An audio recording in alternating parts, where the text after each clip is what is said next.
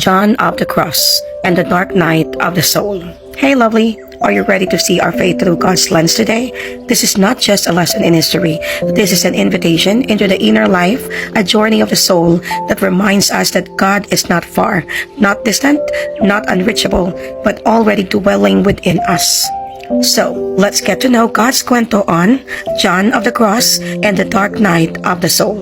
Have you ever prayed faithfully, yet felt like God suddenly became silent? Have you ever wondered why the deeper you go in faith, the less you feel God, yet the more you are asked to trust Him? John of the Cross was a Carmelite friar, mystic, poet, and doctor of the church. He lived a life of radical surrender, deep prayer, and intense suffering, not from the world, but even from within the church itself. He was imprisoned by his own religious community for reforming the Carmelite order, in a dark, narrow cell, stripped of comfort, reputation, and security. God revealed to him truth that would later guide generations of souls. John of the Cross gave the church one of its most important spiritual teachings, the dark night of the soul. He taught that spiritual dryness, darkness, and silence are not signs of God's absence, but often signs of His deepest work.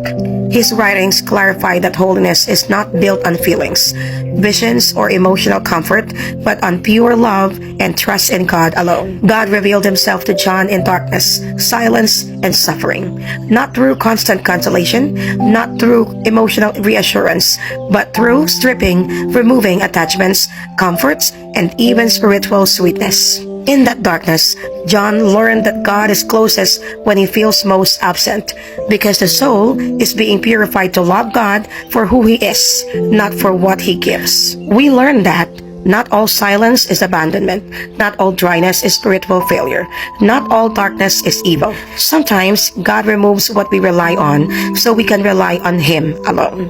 The dark night is not depression and not punishment.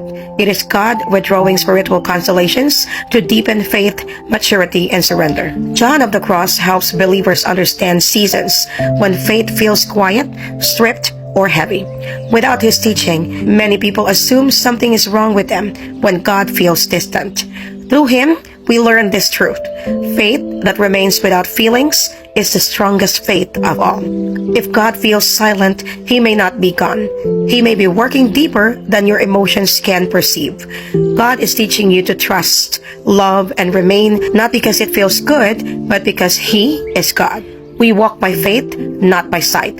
2 Corinthians chapter 5 verse 7. Faith is not sustained by what we feel, see, or understand. True faith is choosing God even when everything familiar is removed. May the Lord strengthen your faith in season of silence, anchor your heart when emotions fade, and remind you that His presence is not measured by feelings, but by faithfulness. Have a lovely day!